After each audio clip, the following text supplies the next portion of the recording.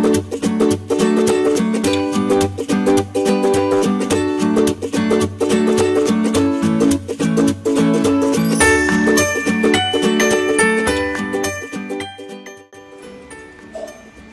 Students, आज हम केंद्रीय बैंक के साख नियंत्रण के उपायों का अध्ययन करेंगे। केंद्रीय बैंक साख नियंत्रण के लिए मात्रात्मक, जिसे परिमाणात्मक उपाय भी कहते हैं, और गुणात्मक उपाय अपनाती है। मात्रात्मक उपाय में रेपो दर, रिवर्स रेपो दर द्वारा, बैंक दर द्वारा, खुले बाजार क्रियाओं द्वारा, नकद कोषानुपात द्वारा, वैधानिक तरलता अनुपात द्वारा इनकी दरों में परिवर्तन करके मुद्रा की मात्रा में परिवर्तन करते हैं, जिससे साख नियंत्रित होती है।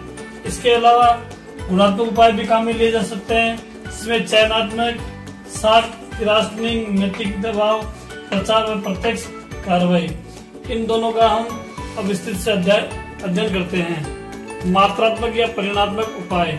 केंद्रीय बैंक मुद्रा की मात्रा को प्रत्यक्ष रूप से प्रभावित करे, वो उपाय आपका मात्रात्मक या परिमाणात्मक होता है। इसमें रेपो दर क्या होती है? हमें पता है कि एक बैंक, एक आरबीआई, इनके बीच में संबंध होता है। ये बैंक आरबीआई से अल्पकालीन ऋण लेती है। ये बैंक, ये वाणिज्यिक बैंक आरबीआई से अल्पकालीन ऋण लेती है। उस पर जो ब्याज की दर होती है वो रेपो दर होती है। ये और ये बैंक दर, इनमें इतना ही फर्क होता है कि बैंक दर होती है जिसमें वाणिज्यिक बैंक आरबीआई से दीर्घकालीन अवधि के लिए ऋण लेती है। तो रेपो दर यदि ज्यादा हो, बैंक दर यदि ज्यादा हो, तो क्या आरबीआई से वाणिज्यिक बैंक पैसा लेना चाहेगी, रुपए लेना चाहेगी? नहीं लेगी, क्योंकि ब्याज की दर ज्यादा है। ब्याज की दर ज्यादा है तो इनके पास मुद्रा कम रहेगी। जब वाणिज्यिक बैंक के पास मुद्रा कम रहेगी तो वह मार्केट या अर्थव्यवस्था में साख का निर्माण भी कम कर पाएगी। इसके विपरीत, जब मार्केट में साख अधिक बढ़ानी हो, मुद्रा की मात्रा बढ़ानी हो, तो आरबीआई ब्याज की दर को थोड़ा कम कर देती है, जिसके फलस्वरूप वाणिज्यिक बैंक इनसे ब्याज ऋण प्राप्त करते हैं, और जब ज्यादा मुद्रा इनके पास आ जाती है तो ये जनता में दे देते हैं। इस प्रकार रेपो दर और बैंक दर दोनों से मात्रा, मुद्रा की साख की मात्रा बढ़ानी है तो दर कम करेंगे।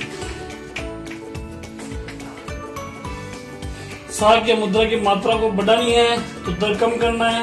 साख और मुद्रा की मात्रा को घटाना है तो दर को बढ़ा दिया जाता है। रिवर्स रेपो दर। रिवर्स रेपो दर, इसमें व्यापारिक बैंक के पास जो अधिक के मुद्रा रहती है या एक्स्ट्रा जो मुद्रा रहती है वो अल्पकाल के लिए आरबीआई को जमा करा देती है। आरबीआई जिस दर से ब्याज का भुगतान करती है वो रिवर्स रेपो दर होती है। ये रिवर्स रेपो दर भी घटाई और बढ़ाई जा सकती है। जब रिवर्स रेपो दर बढ़ाई जाती है तो साख की मात्रा कम हो जाएगी, क्योंकि जब रिवर्स रेपो दर बढ़ जाएगी तो बैंक सारा पैसा आरबीआई में जमा करना चाहेंगे, तो उनको ब्याज अधिक मिलेगा, जिसके फलस्वरूप मार्केट में पैसा कम रहेगा। बैंक दर, ये हमने पढ़ा था कि आरबीआई द्वारा अपने ग्राहकों या वाणिज्यिक बैंक को दीर्घकालीन उपलब्ध कराता है, जिस पर जो ब्याज की दर होती है वो बैंक दर होती है। बैंक दर ज्यादा रहेगी तो वाणिज्यिक बैंक लोन कम लेंगे आरबीआई से, तो लोन कम लेंगे तो अपने ग्राहकों को कम लोन डिस्ट्रीब्यूट करेंगे, क्योंकि उनके पास मुद्रा की मात्रा कम रहती है। इस प्रकार बैंक दर को घटाकर बढ़ाकर आरबीआई द्वारा साख नियंत्रित की जा सकती है। खुले बाजार की क्रियाएं। खुले बाजार क्रियाओं का अर्थ आरबीआई द्वारा, रिजर्व बैंक ऑफ इंडिया द्वारा सरकारी प्रतिभूतियों को खरीदा और बेचा जाता है, उस पर सारी क्रियाओं को खुले बाजार की क्रियाएं कहते हैं। जब खरीदा जाता है, आरबीआई द्वारा जब प्रतिभूतियों को खरीदा जाता है तो मार्केट में पैसा आ जाता है और प्रतिभूतियां वहां हो जाती है। जब मार्केट में पैसा आता है तो जो वाणिज्यिक बैंक है वो अपने ग्राहकों को ज्यादा बांटते हैं, तो उस समय साख का निर्माण होता है। साख या मुद्रा की मात्रा बढ़ जाती है। इसके विपरीत जब आरबीआई द्वारा सरकारी प्रतिभूतियों को विक्रय किया जाता है, जिसके फलस्वरूप सारी की सारी मुद्राएं या अधिकांश मुद्राएं आरबीआई के पास पहुंच जाएगी, और जब इधर से पैसा इधर पहुंच जाएगा तो मार्केट या अर्थव्यवस्था में पैसा कम रहेगा, जिसके फलस्वरूप साख का निर्माण कम होगा। नकद कोषानुपात CRR, कैश रिजर्व अनुपात। व्यापारिक बैंक द्वारा अपने कुल जमाओं का कुछ हिस्सा आरबीआई में जमा कराता है। व्यापारिक बैंक द्वारा अपने कुल जमाओं का कुछ हिस्सा आरबीआई में जमा कराता है, जिसके फलस्वरूप इनका अनुपात घटाया बढ़ाया जा सकता है। जैसे 100 रुपए, इसका 5% यदि आरबीआई में जमा करा देते हैं तो मार्केट में 95 रुपए। यदि ये रेट बढ़ाकर 10% कर दी जाए तो मार्केट में 90। इस प्रकार ये नकद कोषानुपात की दर ज्यादा होगी तो अर्थव्यवस्था में पैसा कम रहेगा, तो साख का निर्माण कम होगा। इसके विपरीत यदि नकद कोषानुपात की रेट कम रहती है तो साख की मात्रा बढ़ाई जा सकती है। वैधानिक तरलता अनुपात, जिसका अर्थ व्यापारिक बैंक द्वारा अपनी कुल जो जमाएं हैं उसका कुछ हिस्सा अपने पास नकद रखते हैं, शेष पर लोन के रूप में बांट देते हैं। यदि ये दर ज्यादा रहती है तो साख का निर्माण कम होगा, यदि ये दर कम रहती है तो साख का निर्माण ज्यादा होगा। इस प्रकार हमने मात्रात्मक या परिमाणात्मक उपाय जो पढ़े हैं, यही आपके मौद्रिक नीति के उपकरण भी माने जाते हैं। आरबीआई की साख नियंत्रण की वित्तीय विधि, सेकंड विधि, गुणात्मक उपाय।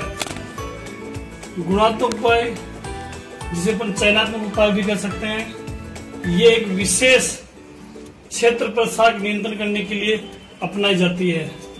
इसमें चयनात्मक साख नियंत्रण में ऋण की सीमा में परिवर्तन करके या विशिष्ट क्षेत्रों में जो ऋण दिए उनकी जांच और नियंत्रण करके। जैसे ऋण की सीमा परिवर्तन, पहले हम गाड़ी वाहन पर हम जो लोन देते थे वो 1 लाख रुपए था, अब इसको 80,000 या 2 लाख रुपए इस प्रकार परिवर्तन करके चयनात्मक साख को नियंत्रण किया जा सकता है। दूसरा, साख की राशनिंग में अधिकतम कितनी सीमा तक साख दिया जा सकता है। इसके लिए विभिन्न प्रकार के जो उद्योग धंधे होते हैं उनकी सीमा का निर्धारण कर देता है।